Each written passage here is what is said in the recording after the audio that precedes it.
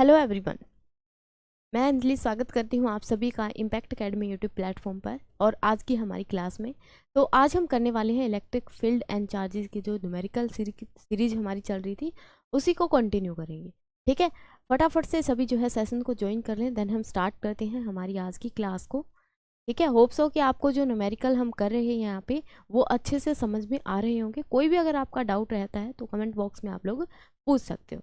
ठीक है चलिए, so firstly you continue with the session and then we will start.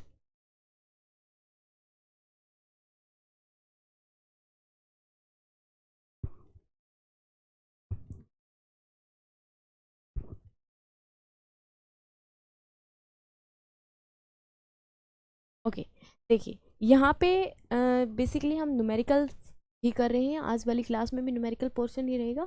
Hopes हो कि आज हम इसको बाइंड अप कर देंगे। ठीक है, इलेक्ट्रिक फील्ड एंड चार्जेस की जो क्लासेज है हमारी, इसको बाइंड अप कर देंगे। फर्दर फिर हमारा जो पोटेंशियल वाला और जो कैपेसिटेंस वाला चैप्टर है वो हम स्टार्ट। ठीक है जी, चलिए ओके स्टार्ट करते हैं फिर। क्वेश्चन नंबर 40 क्या कह रहा है? The magnitude of electric field, the magnitude of electric field intensity E is such that an electron placed in it would experience a electrical force equal to its weight is given by। ये कह रहा है कि हमारे पास क्या है, magnitude of electric field अगर E है, ये यहाँ पे हमने इलेक्ट्रिक फील्ड लगा रखा है E, और इसमें कोई चार्ज पार्टिकल है, मान लेते हैं कि इलेक्ट्रॉन ही है। ठीक है, इन्होंने बोला भी है अपने पास such that an electron placed in it would experience a force. इसके ऊपर क्या है, एक फोर्स लग रही है और वो फोर्स इक्वल है किसके, इसके वेट के। अब एक बात बताओ, यहाँ पे इलेक्ट्रिक फील्ड में जो हमारे पास फोर्स लगती है उसकी वैल्यू कितनी होती है? इलेक्ट्रिक फील्ड में हमारे पास एक फोर्स लगती है। ठीक है, that force F is equal to Q into e we can say, because electric field की डेफिनेशन ही हम क्या पढ़ते हैं कि कितनी फोर्स लग रही है एक चार्ज पार्टिकल के ऊपर, that is the electric field. वो उसका क्या डिफाइन करता है कि इलेक्ट्रिक फील्ड कितना स्ट्रॉन्ग है तो हाई फोर्स लगेगी, और अगर इलेक्ट्रिक फील्ड वीक है यानी कि स्मॉल चार्ज प्लेस किया है तो वहाँ पे क्या होगा, हमारे पास कम फोर्स लगेगी ऑब्वियसली। ठीक है जी, तो फोर्स जो इलेक्ट्रिक फील्ड की वजह से आती है, उन्हें इलेक्ट्रॉन की अगर बात करते हो तो इलेक्ट्रिक फील्ड की जो फोर्स वो आएगी ई क्यू के बराबर, ई कैपिटल ई के बराबर। ठीक है, where capital e is the electric field and small e is the charge on an electron. ठीक है जी, दूसरा ये कह रहा है कि इसकी जो ये फोर्स है, इलेक्ट्रिकल फोर्स है, ये बराबर है इसके वेट के। वेट भी क्या होती है, फोर्स होती है। वेट भी क्या है, हमारे पास एक फोर्स है। अगर ये फोर्स है तो ये फोर्स किसके बराबर होती है, ये होती है जी mg के बराबर। तो ये यहाँ से कह रहा है कि ये फोर्स जो ग्रेविटी वाली है Fg बोल देंगे इसको, ये फोर्स और जो इलेक्ट्रिक फील्ड वाली फोर्स है दोनों क्या है, इक्वल। अगर दोनों इक्वल हैं तो यहाँ पे पुट करो e is equal to mg। तो हमें वैल्यू किसकी निकालनी थी, यहाँ पे इलेक्ट्रिक फील्ड इंटेंसिटी की वैल्यू बतानी थी। इज गिवन बाय भी जो इलेक्ट्रिक फील्ड इंटेंसिटी आएगी वो किसके इक्वल आएगी, यानी कि ई, ये जो आएगा मेरे पास क्या आ जाएगा, एम जी बाई ई। ठीक है, क्या आ जाएगा, m g by e. So this is very simple question, m g by e, that is your option B will be the correct option. क्या है ये, एम जी बाई ई। ठीक है, नीचे क्या है, m g by e. Clear है सभी को, यहाँ तक कोई प्रॉब्लम नहीं होगा। आज की हमारी क्लास का फर्स्ट क्वेश्चन ही जो है बहुत मतलब इजी टाइप का रहा है। इसमें क्या है, दो फोर्सेस को इक्वल करना था। अगर आपको फोर्सेस की वैल्यू पता है तो इजीली क्या कर सकते हो, इक्वेट कर सकते हो, अदरवाइज प्रॉब्लम आएगी। ठीक है, चलिए नेक्स्ट क्वेश्चन की तरफ मूव करते हैं। Question number 41, an electron and a proton are in a uniform electric field. हमने एक इलेक्ट्रॉन को, एक प्रोटॉन को एक इलेक्ट्रिक फील्ड में रखा, जो कि इलेक्ट्रिक फील्ड भी कैसा था, यूनिफॉर्म था। The ratio of their acceleration will be, हमें क्या बताना है, उनका एक्सेलेरेशन का रेशियो बताना है। किसकी टर्म में बताना है, अच्छा वो नहीं बताया, जीरो होगा, इनफाइनाइट होगा, या फिर मासेस के रेशियो में होगा, मास ऑफ प्रोटॉन एंड इलेक्ट्रॉन में होगा, या ratio of mass of electron by mass of proton. ये थर्ड ऑप्शन। और फोर्थ ऑप्शन क्या कह रहा है, ये तो कह रहा है कि ये होगा बराबर मास of proton bye mass of electron. ये कह रहा है मास of electron by mass of proton क्यों। क्वेश्चन क्लियर हुआ। ठीक है, हमें बताना है कि दोनों के बीच में जो फोर्स लगेगी उनके ऊपर जो उनका रेशियो आएगा किसका, एक्सेलरेशन का, वो किसके इक्वल आएगा। क्वेश्चन क्लियर है सभी को। ठीक है, चलिए तो अगर यूनिफॉर्म इलेक्ट्रिक फील्ड में हमने रखा है तो फर्स्टली हम बताएंगे कि उसके ऊपर जो फोर्स लगेगी वो कितनी लगेगी। ठीक है, फोर्स को एक्सेलरेशन के साथ कैसे लिंक कर सकते हो, भी हमारे पास फोर्स पता होनी चाहिए ना हमें पहले तो। फोर्स कितनी लगेगी यही पता होना चाहिए। ठीक है, यहाँ से अगर देखें तो फोर्स इलेक्ट्रिक फील्ड की कितनी होती है, Q इंटू ई। इलेक्ट्रिक फील्ड की अगर इलेक्ट्रॉन के लिए बात कर रहे हैं तो ई जैसा आ जाएगा। ठीक है, यहाँ पे क्या है, इलेक्ट्रॉन इंटू ई। और अगर हम प्रोटॉन की बात कर रहे हैं तो यहाँ पे प्रोटॉन के लिए चार्ज आ जाएगा। चार्ज पे कैसा प्रोटॉन कैसा चार्ज होता है प्रोटॉन के ऊपर, ई पॉजिटिव, और इलेक्ट्रॉन पे कितना होता है, E negative. And what is E, E is the 1.6 into 10⁻⁻19 को। ठीक है, ई अपने पास क्या रहता है, 1.6 इंटू 10⁻⁻19 को। ठीक है, इसकी जो वैल्यू है ये भी आपने रिमाइंड करनी। ठीक है जी, यहाँ से दूसरा, ये तो है इलेक्ट्रिक फील्ड की फोर्स, ये कौन सी है फोर्स, या इलेक्ट्रिक फील्ड फोर्स बोल सकते हैं डायरेक्ट, इलेक्ट्रिक फील्ड की फोर्स है। ठीक है, दूसरा यहाँ पे अकॉर्डिंग टू अगर न्यूटन देखें तो हमारे पास बॉडीज के बीच में क्या है, फोर्स लगती है according to Newton's law. Newton's law के अकॉर्डिंग हमारे पास जो फोर्स आती है F is equal to m a if we introduce the acceleration. Acceleration अगर हम इंट्रोड्यूस कर रहे हैं तो वहाँ पे हमारे पास क्या होना चाहिए, मैकेनिकल फोर्स हम लगाएंगे यहाँ पे, that is F is equal to m a. तो फॉर इलेक्ट्रॉन अगर ये देखेंगे तो mass of electron into acceleration of electron. And for proton अगर देखेंगे, force on proton, mass of proton, acceleration of proton. हमें बताना है रेशियो किसका, एक्सलेशन का। क्या बताना है हमें, रेशियो बताना है एक्सलेशन का। ठीक है, क्लियर हुई बात। अब ये दोनों फोर्सेज अगर इक्वल हैं, क्या है, यूनिफॉर्म एक्सलेशन, उसके अंदर यूनिफॉर्म इलेक्ट्रिक फील्ड में वो मूव कर रहा है, रेशियो बताना था एक्सलेशन। ठीक है, तो हम क्या करेंगे, इस फोर्सेज को इलेक्ट्रॉन वाली के साथ इक्वेट करेंगे, और प्रोटॉन वाली को हम प्रोटॉन वाली के साथ इक्वेट करेंगे। इक्वेट अगर करते हैं तो यहाँ से मेरे पास ए ई की वैल्यू बताओ कितनी आएगी, या सिंपल इसको रख लेते हैं एक बारी, ई is equal to me into AE, and here E capital E MP over AP. This is very simplest question we can say, but यहाँ पे मेरे को समझाने के लिए टाइम लेना पड़ेगा, क्योंकि अगर इस टाइप का क्वेश्चन कोई भी फर्दर आता है आपके इन फ्यूचर तो इजीली आप उसको टैकल कर पाओ। ठीक है, अदरवाइज तो क्या था, अपने को सिंपल रेशियो लेना है फोर्सेस का, अगर फोर्सेस पता है तो सिंपल हम रेशियो में ही पुट कर देते हैं डायरेक्ट, है ना। यहाँ से ए ई की वैल्यू कितनी आई, ये आई E capital E by M E. And यहाँ से अगर देखेंगे तो ए पी की वैल्यू कितनी आई, that is E capital E by M P. So we take the ratio, that is the acceleration of electron to the acceleration of a proton. Acceleration of electron कितना है, E capital E by m E divided by E capital E by m। यहाँ से ये cancel हो जाएगा, m p ऊपर जाएगा, m e नीचे आ जाएगा, तो m p by m e, यानी कि ratio of electron to the ratio of acceleration of proton is equal to the mass of proton divided by mass of electron. That is your option C will be the correct option. C आपका क्या रहेगा, correct option रहेगा। यानी कि हम indirectly भी यहाँ से क्या कह सकते हैं कि जो एक्सलेशन है वो इन्वर्सली प्रोपोर्शनल होता है किसके, मास के। तो जिसका मास ज़्यादा होगा उसका एक्सलेशन कम होगा। ठीक है, इन्वर्सली प्रोपोर्शनल का यही मतलब हुआ। तो यहाँ से हम बता देंगे कि अपना ऑप्शन कौन सा ठीक रहेगा, दैट इज सी। ओके, चलिए नेक्स्ट क्वेश्चन देखिए। ठीक है, नोट करो एक बार क्वेश्चन को, देन हम स्टार्ट करते हैं अगला क्वेश्चन।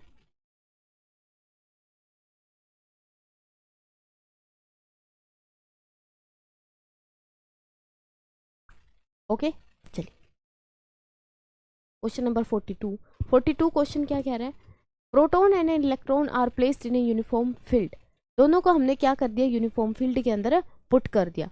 तो क्या होगा उनके साथ, जो फील्ड की फोर्स आएगी, the electric force acting on them will be equal, या फिर magnitude of force will be equal, electric field equal होगा, फोर्स इक्वल होगी, या फिर एक्सलेशन दोनों का इक्वल होगा, या फिर magnitude of their acceleration will be equal, their acceleration will be equal, या their magnitude of acceleration will be equal.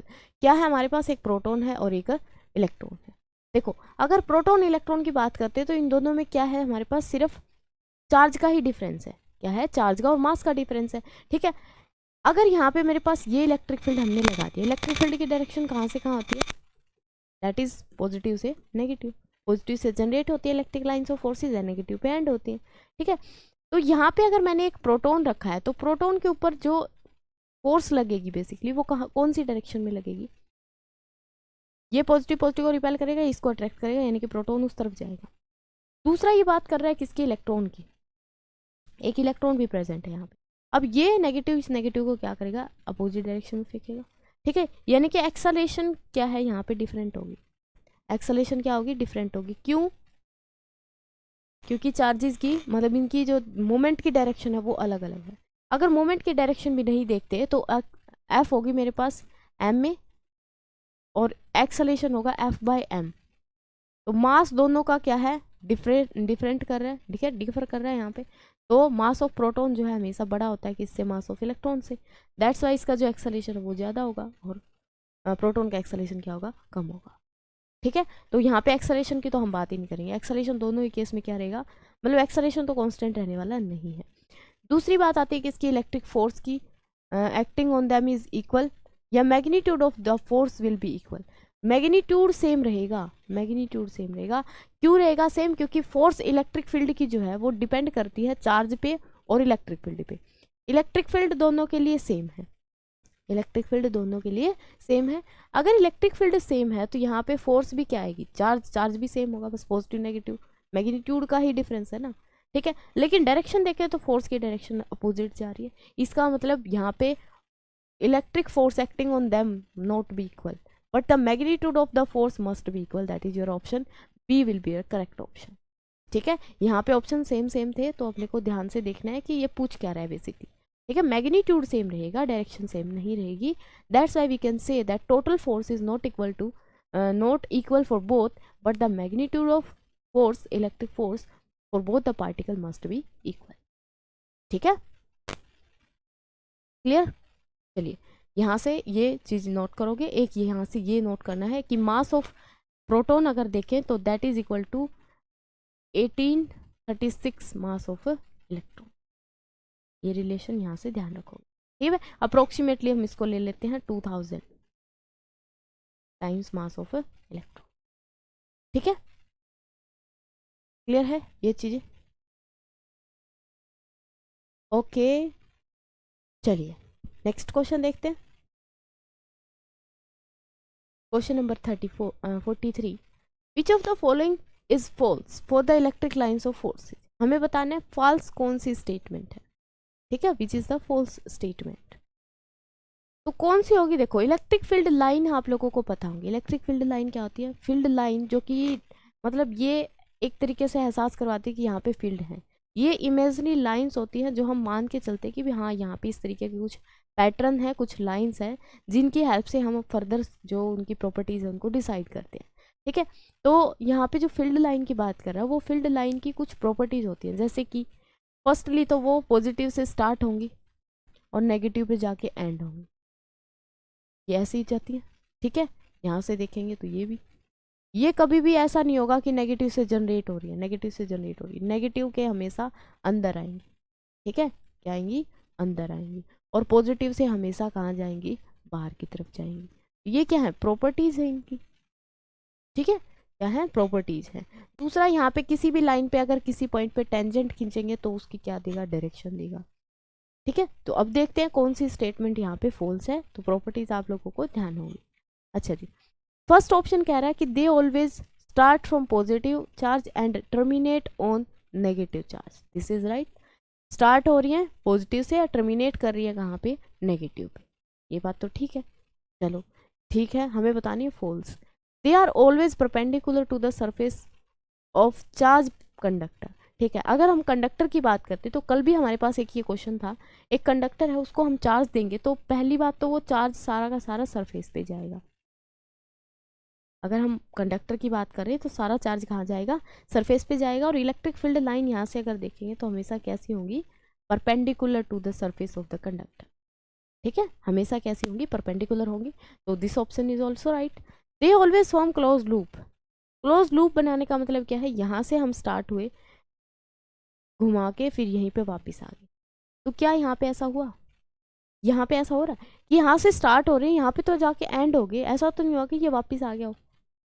Close loop यहाँ पे नहीं बन रहा, क्लोज लूप नहीं बन रहा तो हमारा ऑप्शन तो यही करेक्ट होगा, क्योंकि हमें फॉल्स स्टेटमेंट ही बतानी है, गलत बताना था कौन सा है। They are parallel and equally spaced in the region of uniform electric field. Uniform electric field को हम क्या बताते हैं, इस तरीके से दिखाते हैं जैसे हमने अभी दिखाया भी था, ठीक है। तो ये क्या है, पैरेलल लाइंस हैं and they are equally spaced, क्या होंगी, इक्वली स्पेस्ड होंगी यहाँ पे, तो this option is also right. तो हमें बतानी थी false statement. False statement is that the electric lines of forces not make a close loop, do not make a close loop. Okay, clear हुआ यहाँ तक सभी को, ठीक है। चलिए नेक्स्ट क्वेश्चन देखते हैं, question number 44। Two charge plus q and minus q are situated at a certain distance at uniform electric field, the point exactly midway between them। हमारे पास क्या है, दो चार्जेस हैं, दो हमारे पास क्या है, चार्ज पार्टिकल्स हैं। Two charges plus q and minus q are situated at a certain distance at uniform electric field, then the point exactly between them। ये मेरे पास पॉजिटिव चार्ज है, ये नेगेटिव चार्ज है, and they are separated by a distance r ले लेते हैं, ठीक है। At a uniform electric field, अगर वहाँ पे इलेक्ट्रिक फील्ड कैसा यूनिफॉर्म है, पॉइंट बताओ उनके बीच वाले पॉइंट पे क्या होगा, यहाँ की बात करनी है बेसिकली। तो बात हमें किसके बारे में बतानी, इलेक्ट्रिक फील्ड एंड पोटेंशियल के बारे में। इलेक्ट्रिक फील्ड पोटेंशियल, ठीक है। फील्ड और पोटेंशियल बताना है, और किस टर्म में बताना है कि electric field and electric potential both are zero. Electric field is zero but potential is not zero, या फिर electric field is not zero but the potential is zero, and the last option is neither electric field nor potential is zero. तो solve करो इसको, बताओ मेरे को बस क्या जो आंसर बनेगा, क्योंकि ये थ्योरी का क्वेश्चन है एंड सिंपल सा क्वेश्चन है, बता सकते, बताइए भी।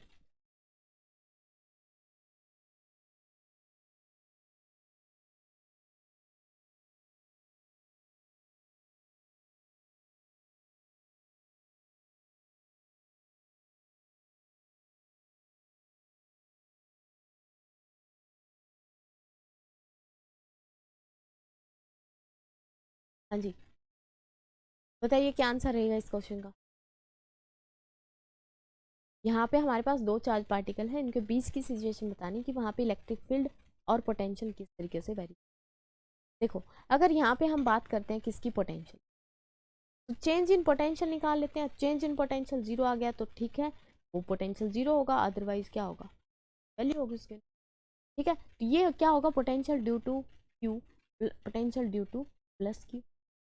अब एक बात यहाँ से देखना कि दो जो जिन चीज़ों के बारे में बात कर रहे हैं, एक पोटेंशियल दूसरा इलेक्ट्रिक फील्ड। पोटेंशियल एक स्केलर क्वांटिटी है और इलेक्ट्रिक फील्ड एक वेक्टर क्वांटिटी है। वेक्टर क्वांटिटी में कभी भी हम नेगेटिव की बात नहीं करते, इसमें जैसे नेगेटिव आएगा इसकी वैल्यू क्या होती है, के क्यू बाय आर, के क्यू बाय आर स्क्वायर, ठीक है। क्या रहती है वैल्यू, के क्यू बाय आर, क्लियर नहीं होगा, के क्यू बाय आर प्लस इसके लिए बात करेंगे तो के क्यू बाय, ठीक है। तो यहाँ से आ जाएगा minus K Q by R and here is K Q by R. So if we add this then we will get, क्या मिलेगा अपने को, जीरो मिलेगा, यानी कि फील्ड तो इलेक्ट्रिक पोटेंशियल इसका बीच में क्या आएगा, जीरो। तो यहाँ से कौन सा ऑप्शन नेगलेक्ट कर देंगे, पोटेंशियल, ये हो सकता है पोटेंशियल इज नॉट जीरो, ये ऑप्शन गया, ठीक है। ये ऑप्शन, अब बचे दो ऑप्शन। अब इलेक्ट्रिक फील्ड की बात करते हैं, फील्ड की अगर बात करते हैं, फील्ड दैट इज ई होता है k Q by r square, and यहाँ पे हम कोई भी नेगेटिव साइन पॉजिटिव साइन नहीं लेते, ठीक है, नहीं लेते यहाँ पे, फोर्स में भी नहीं लेते और इलेक्ट्रिक फील्ड में भी नहीं लेते। तो यहाँ से तो कुछ ना कुछ इलेक्ट्रिक फील्ड की वैल्यू बनेगी, that is this is not equal, electric field is not equal to zero but the potential must equal to zero, that is your C option, ठीक है। अगर आप लोगों को याद हो तो मैंने एक होलो कंडक्टर की बात करी थी। होलो कंडक्टर में अगर एक चार्ज पार्टिकल को रख देते हैं, होलो कंडक्टर में अगर चार्ज देते हैं तो वो सारा का सारा चार्ज कहाँ पे रिसाइड्स हो जाता है, उसके सरफेस पे रिसाइड्स हो जाता है। तो यहाँ पे हमने बात करी थी कि इसके बीच में बताओ इलेक्ट्रिक फील्ड कितना होगा। इलेक्ट्रिक फील्ड आया था जी जीरो, अगर फील्ड जीरो है तो पोटेंशियल कैसा होगा, कांस्टेंट, कैसा होगा, कांस्टेंट, ठीक है। तो ये सिचुएशन जो है रिलेट कर, से, किस तरीके से, किस में पूछ, टर्म्स किसके साथ पूछ। ठीक है, यहाँ तक क्लियर है सभी को? ओके, चलिए नेक्स्ट क्वेश्चन देखते हैं।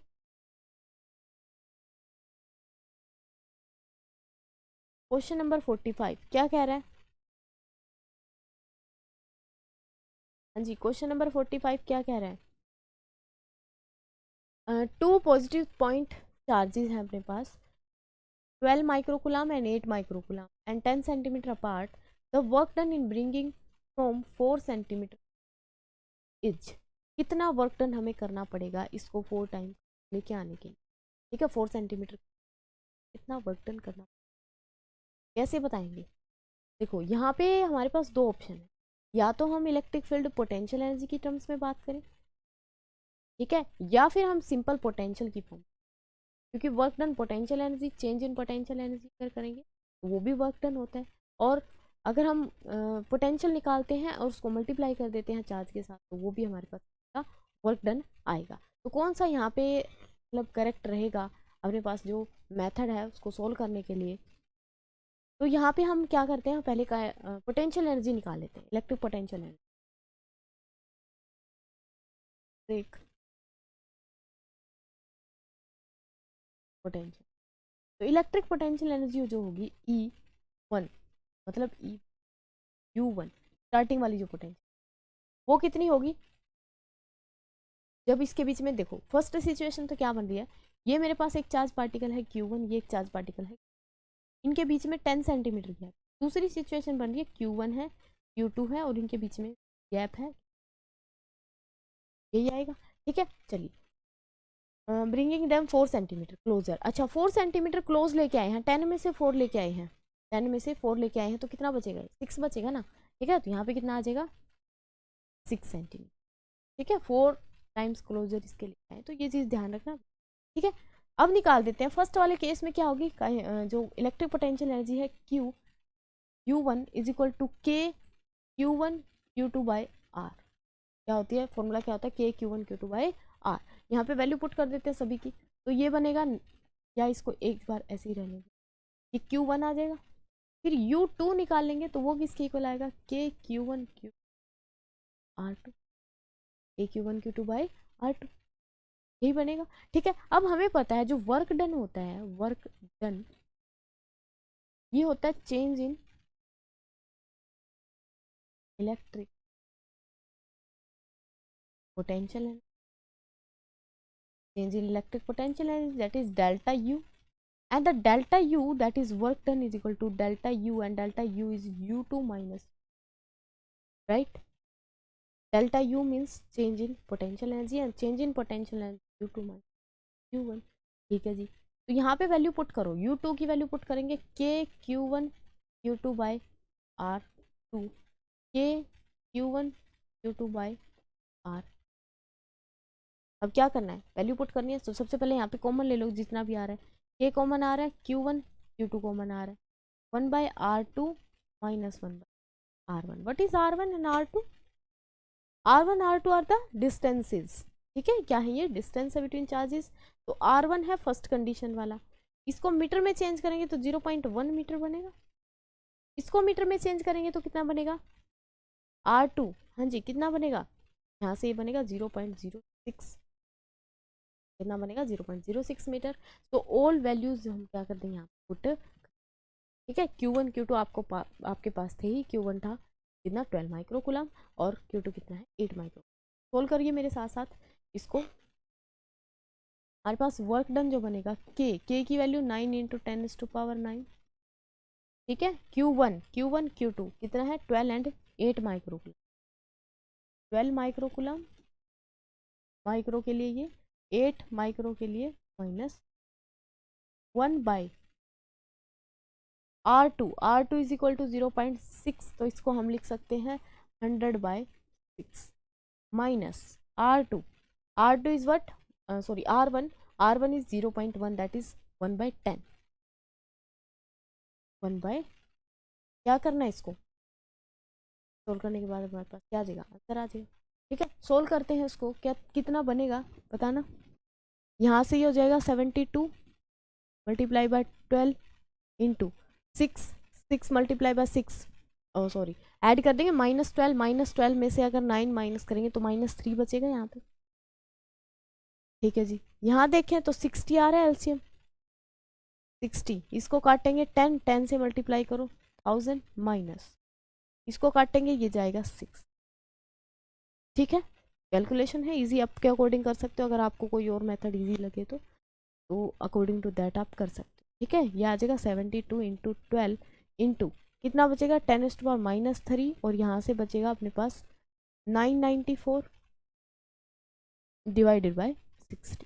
ठीक है, इसको काटते हैं 12 पे काटेंगे तो 12 के साथ ये गया 5 पे। ठीक है, 5 से फिर कुछ भी नहीं कट रहा है, यानी कि अपने पास अब कुछ ऑप्शन में बनेगी वैल्यू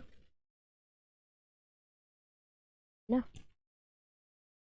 चलिए, अब नीचे अगर 5 आ जाता है तो उसको सोल्व करने के लिए हम क्या करते हैं, 2 से मल्टीप्लाई 2 से डिवाइड करके काम खत्म। इसकी मल्टीप्लाई करते हैं 994 की किसके साथ 72 के साथ, तो दिस इज 8, ये करेंगे यहाँ पे 8 1 8 19 0 7 8 2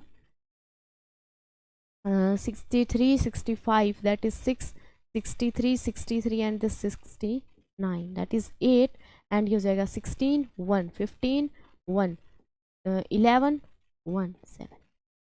ठीक है, कितना आ जाएगा 71568 इंटू 10⁻³ है। इसको भी नीचे लेके आते हैं 1 2 3 और इंटू में कितना है 5। अब क्या करूँ मैं इसको 2 से मल्टीप्लाई 2 से डिवाइड ताकि ये 10 बन जाए नीचे। ठीक है, इसको करेंगे 2 से मल्टीप्लाई तो कितना हो जाएगा 16 1 12 13 1 10 1 11। ठीक है, फिर 2 1 3 और इसको करेंगे इसके साथ 14 एंड डिवाइडेड बाय कितनी 0 4 0। यहाँ कितना बनेगा, यहाँ से कितना बनेगा, यहाँ से 4 0 लेंगे तो यह आ जाएगा 14.316 इतने जूल। क्या है ये 14.3136 जूल। ठीक है, चलिए, तो कोई ऑप्शन यहाँ पे ऐसा दिखाई दे रहा है आपको 14 पॉइंट समथिंग, 14 पॉइंट समथिंग तो नहीं जा रहा भाई। पहली बात तो ये इलेक्ट्रॉन वोल्ट में तो हमने निकाला ही नहीं है, इलेक्ट्रॉन वोल्ट में हमने बात नहीं करी है। 13 जूल है और एक है अपने पास ऑप्शन 5.7। क्या इसको फर्दर सोल्व करना पड़ेगा अपने को दोबारा से, कहीं कोई गड़बड़ तो नहीं हुई ना। मल्टीप्लिकेशन में चेक करो भाई, यहाँ पे कोई गड़बड़ तो नहीं है।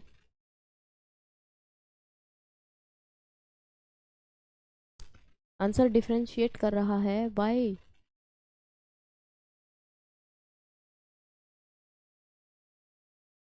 कोई कैलकुलेशन में मिस्टेक है, यहाँ पे दिखेंगे तो 72 6 को करेंगे 12 3 3 माइनस 3 को करेंगे, यहाँ पे देखते हैं ये था हमारे पास इतने मीटर तो ये होगा 6/100।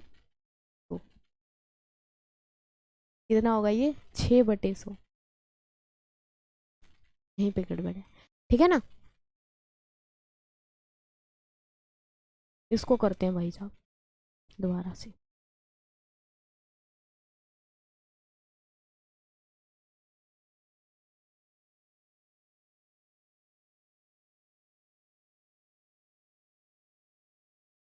हाँ जी, कितना होगा वो 6/100 होगा और वो होगा 1/10।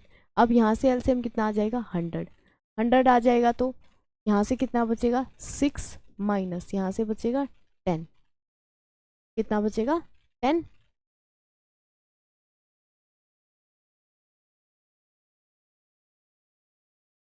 ठीक है, चलिए, तो इसको अगर हम देखते हैं तो कितना बनेगा ये 72 इंटू 12 इंटू 2 पावर ये है, मतलब नीचे आ जाएगी ये तो, ये जाएगी 4 5 हो जाएगी, 3 ये है 2 ये है। ठीक है, और यहाँ से कितना बचेगा 4, अगर हम सिर्फ मैग्नीट्यूड की बात कर रहे हैं -4 बचेगा, अदरवाइज 4 यहाँ से ले लेते हैं। अब ऊपर वाले की मल्टीप्लाई करते हैं तो इसके साथ करेंगे कितना हो जाएगा 12 की 4 के साथ 48, इसकी करते हैं multiply 16 1 56 57 multiply by 8 and this is 14 6, ये हो जाएगा कितना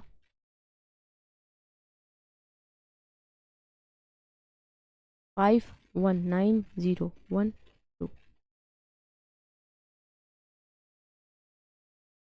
हाँ गड़बड़ कर रहे हैं हम।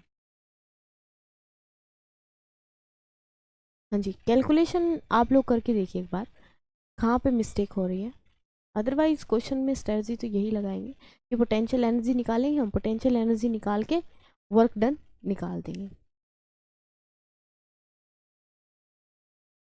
एक काम करते हैं, यहाँ से फर्दर अकेला अकेला निकालते हैं इनको। यानी कि ये था हमारे पास U2 माइनस U1।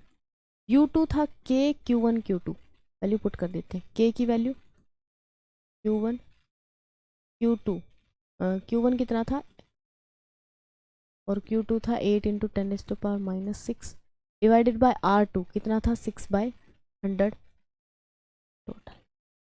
ठीक है, 6/100 यही था। हाँ जी, यही था।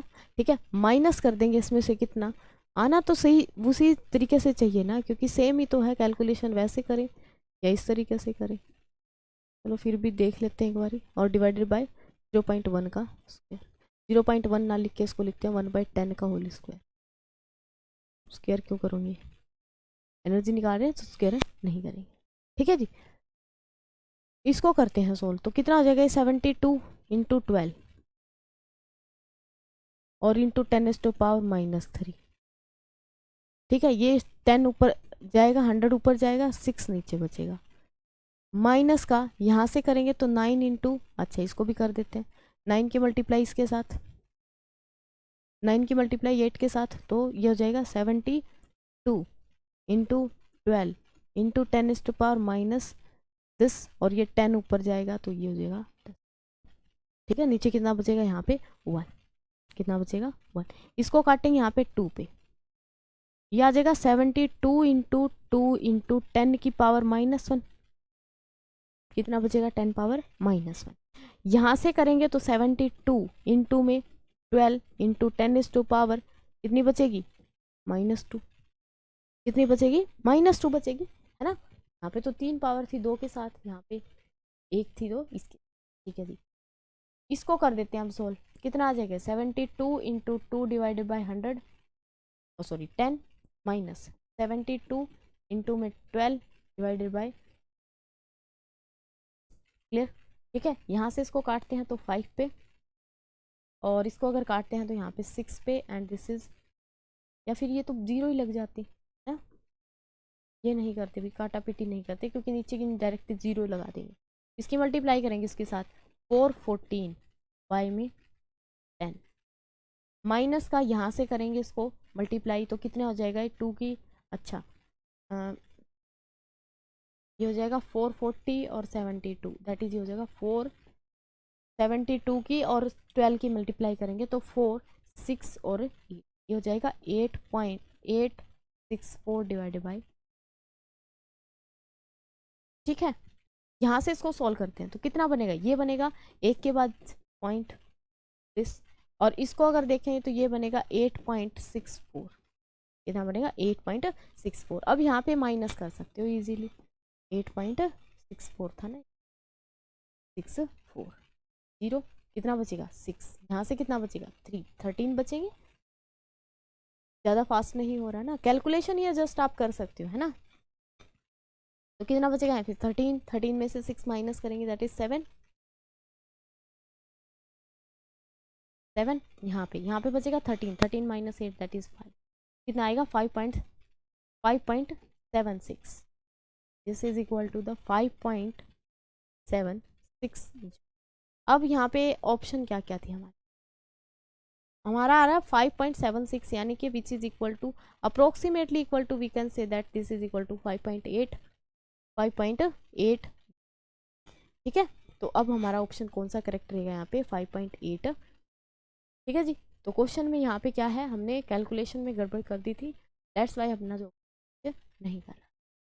ठीक है, अब क्लियर हुआ गया सभी को, क्लियर हुआ या नहीं हुआ सभी को बताइए, नोट करिए क्वेश्चन को वहीं।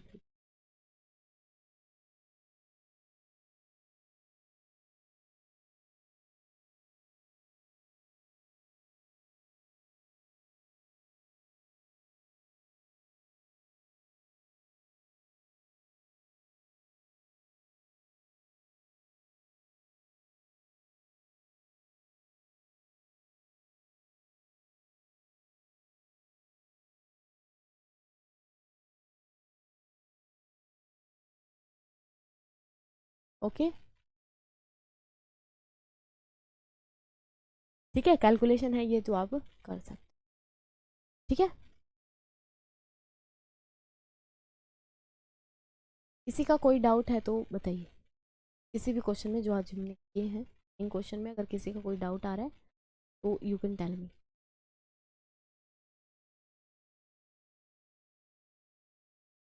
नहीं है किसी का कोई डाउट, ठीक है। चलिए तो मिलते हैं नेक्स्ट क्लास में नेक्स्ट क्वेश्चंस के साथ, ठीक है। तब तक के लिए अपना ध्यान रखें, पढ़ते रहें। Thank you so much for watching the video.